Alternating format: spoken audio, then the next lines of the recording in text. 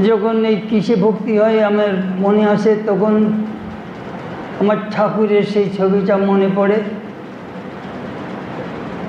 1881 সাল রাধাবাজারে Bengal photographer studio দেখতে গেছিলেন। ঠাকুরের বিশেষ কৌতূহল ছিল কী করে ফটো তোলা হয়। ক্যামেরাম্যান বুঝাচ্ছে যে এই যে নেগেটিভ দেখছেন, এই নেগেটিভ এর উপরে একটি ইমালশন আছে, that is called silver nitrate.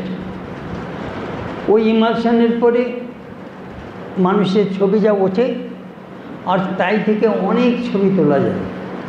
ওই ইমালশনটাই হলো মোস্ট ইম্পর্ট্যান্ট থিং। তখনকার দিনে গ্লাস নেগেটিভ ছিল, ইমালশন। সঙ্গে সঙ্গে ঠাকুরের সমাধি হয়ে গেল। আমাদের মনের উপরে যদি একটা ভক্তির প্রলেপ থাকে,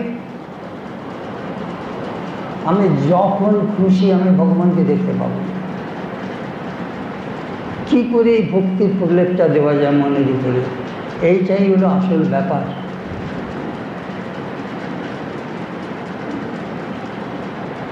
স্বামীজি কর্মযোগের প্রথমেই আরম্ভ করলেন মনুষ্য চরিত্র কি করে রূপান্তরিত হয়।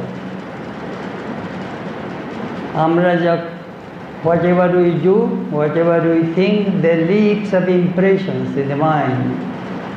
Sum total of those impressions form the habit, and the habit forms character. এই যে ইমপ্রেশনগুলো সেই বারবার মনের উপর পড়ছে, কর্মের দ্বারা, চিন্তার দ্বারা প্রলেপ পড়ছে। এই সমষ্টিগত সেই ইমপ্রেশনগুলো মনুষ্য চরিত্র সৃষ্টি করে। ভক্তি কী করে হবে?